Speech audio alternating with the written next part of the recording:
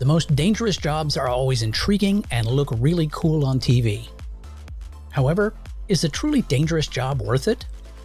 Let's just look into that and find some weird about the most dangerous jobs on today's episode of 5 Weird Things. Welcome to the channel. I think the most dangerous job I ever had was working in environmental cleanup as a project manager, asbestos and lead paint removal. I got out of that industry after about 8 years because I never really felt safe, like the technology wasn't good enough to make you 100% safe. Now what about you? What was your most dangerous job and how long did you do it for? Let me know in the comments. All right, let's get into it. First, the things we all need to know. A dangerous job is one where your daily activities involve tempting fate with an unhealthy amount of enthusiasm. It's the kind of work where safety protocols are more like suggestions and the risk of getting hurt is almost part of the job description. You wake up knowing that you might not make it back home, but hey, the paycheck's great, if you live to see it.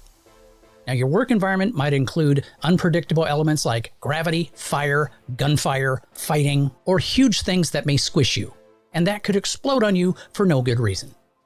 And don't forget the endless hours of waiting for something to go wrong while trying to look calm and collected, because nothing screams confidence like the constant stream of, I hope this doesn't end badly. The thrill? That's just a euphemism for survival. Everybody got that? Good. Weird thing number 5. Deep sea welding. The perils of deep sea welding, a high-paying game of survival. Deep sea welding is one of the most dangerous professions on the planet.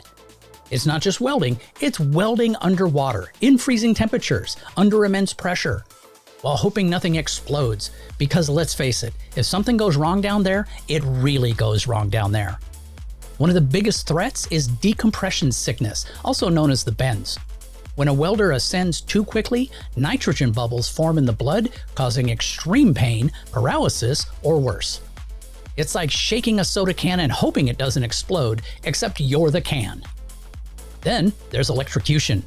Welding and water don't mix well, and deep sea welders have to ensure that their equipment doesn't turn them into a human lightning rod. Electricity should only go where it's intended, but mistakes do happen. And when they do, the ocean doesn't have any emergency outlet switches. Explosions are a real concern. Mixing high-pressure gases with welding arcs can create underwater fireworks. Except instead of watching them from a safe distance, you're inside the show. And let's not forget the wildlife.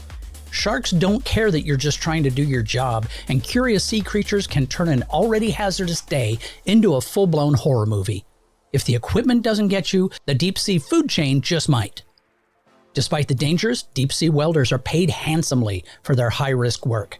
But if you ever consider it as a career, just remember, it's not about if something will go wrong, it's when. Weird thing number 4.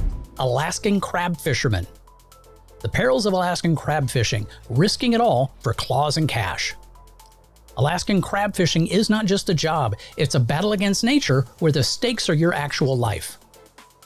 The Bering Sea is a cold, merciless place, and if you think you're tougher than a 40-foot wave, the ocean is happy to prove you wrong time and again.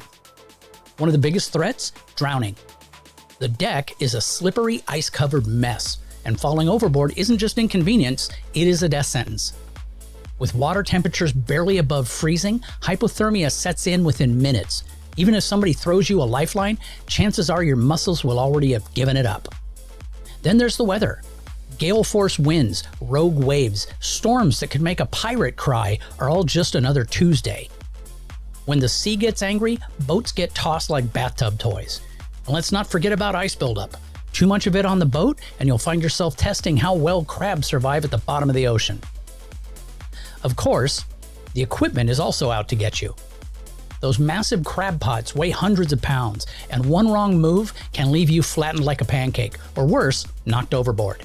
The winches, cables, and machinery don't care about your survival, they just do their job, whether you're in the way or not.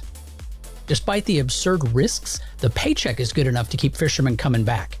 Because when you can make 6 figures in a few months, risking life and limb almost seems reasonable. But remember, in Alaskan crab fishing, the money's good if you live long enough to spend it. Weird thing number 3, oil rig worker. The perils of being an oil rig worker: high pay, high risk, no room for mistakes. Working on an oil rig isn't for the faint of heart. or for anybody who enjoys job security that doesn't involve dodging explosions. Those metal islands of chaos are some of the most dangerous workplaces in the world, where the paycheck's great, but so is the chance that something's going to go very wrong. First, there's fire and explosions, because nothing says stable work environment like a job where you're surrounded by highly flammable liquid under intense pressure. One spark in the wrong place, and congratulations, you are part of an unscheduled fireworks display. Then there's the weather. Oil rigs don't take snow days, and they certainly don't care if there's a hurricane rolling in. Gale force winds, monstrous waves, and sudden storms turn the rig into a high-stakes carnival ride with no safety harness. And let's not forget falling hazards. Oil rigs are loaded with heavy equipment, slippery surfaces, and enough precarious ladders to make an OSHA inspector cry. A simple misstep can send you plummeting into the steel deck, or worse, into the ocean, where the rescue plan is basically hope someone sees you before the sharks do. Then there's the isolation. You're trapped for weeks or months with the same crew in the middle of nowhere with no escape. If the boredom doesn't get you, the stress of knowing that literally everything around you is dangerous just might. Not for the faint of heart, people. Despite all of this, oil rig workers keep showing up, lured by six-figure salaries and the promise of adventure. And just remember, on an oil rig, the golden rule isn't work hard, it's don't die. Thing number 2, stunt performing. The perils of being a stunt performer, paid to fall, crash, and occasionally catch fire. Now, being a stunt performer sounds cool until you realize your job description is basically human crash test dummy, with a slightly better paycheck. Hollywood loves action, but someone has to take the punches, the falls, and occasionally the explosions, and that someone is you. First up, gravity is not your friend. Whether you're jumping from a burning building, rolling out of a speeding car, or getting thrown through a window, there's one thing in common. You will hit the ground and it will hurt. Sure, there are safety measures, but the only one real guarantee is bruises, maybe a broken bone, and a permanent I regret nothing attitude. Then there's fire stunts. Yes, being lit on fire is literally part of your job. And yes, you technically have a fireproof gel on. But let's be real, any job that involves setting yourself on fire on purpose is a special kind of risky. Let's not forget car stunts. Whether you're flipping, crashing, or getting gently launched from a moving vehicle, just know that real life doesn't have a reset button. One wrong move, and congratulations, you're now an unplanned part of the special effects department. Now on top of that, things don't always go as planned. That fake punch, sometimes it lands for real. That controlled explosion, maybe slightly less controlled than you'd like. And that soft landing pad turns out not as soft as advertised. And still, for all the danger, stunt performers love the work they do, because nothing beats the thrill of cheating death for a living. Just remember, in this business, break a leg isn't just a saying, it's an occupational hazard. And finally, weird thing number 1, SWAT team member. The perils of being a SWAT team member, kicking down doors and dodging bullets. Being on a SWAT team isn't just about looking cool in tactical gear. Everybody does.